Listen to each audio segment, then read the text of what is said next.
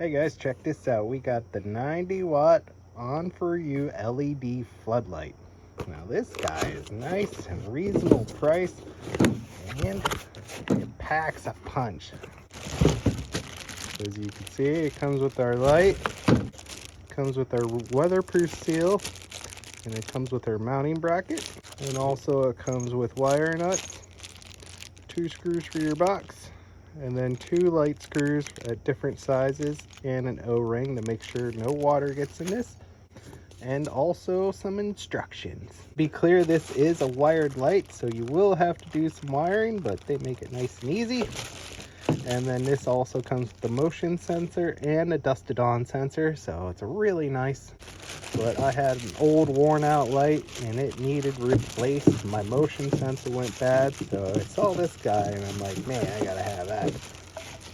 You can see we got our sensors here. We have our mode sensor, how long it will time for. So this will do how far your distance is of how far the motion sensor will pick up. So I really like it. It's got these 3 controls so you can fine tune it to fit your needs. I think we're ready to wire this up. Alright, so I went ahead and I got my mounting plate mounted up. So normally you would have a box here, but my house is very old, so there wasn't a box here. And I don't feel like taking the extra time to put in a box. So what I did is went ahead and screwed it where my old exterior light was. And then, as you can see, I got ground, hooked up the ground. But if you have a newer house, you're going to want to hook your ground up to this green screw here that will be tied into another ground. And then it's just as easy as hooking the white to the white and then the black to the black. Shouldn't be anything really complicated. And then I took that rubber foam gasket it came with and I cut a little square through the middle of it. And then I just sliced it and I put it in a place where I wanted. And then it's really nice, this has a sticky back to it, so then it sticks right next to your house, because the light is waterproof and weather resistant.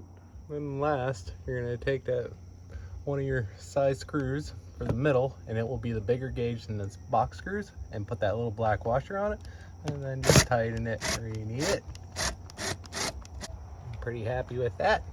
And then we have a little screw right here that's a Phillips head that we're going to need to tighten once we get it to our setting that we like it. I think I like it right there. Alright, now I got it in the position I'd like. Just that. Twist it a little bit. I'm going to go over here with that one. And this one. And then we're going to go down here. And then right here, you can see we're on test mode. So we're going to put it on test mode and we're going to turn it on. Wow, that is freaking bright.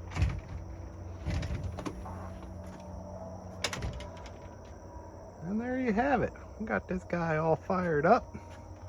I can't see anything. Yeah, it's so bright. All right, I shut it back off. So now we're gonna go from test mode. Test is here, dusk to dawn's over here, and then auto is right here. So I'm gonna do auto on mine.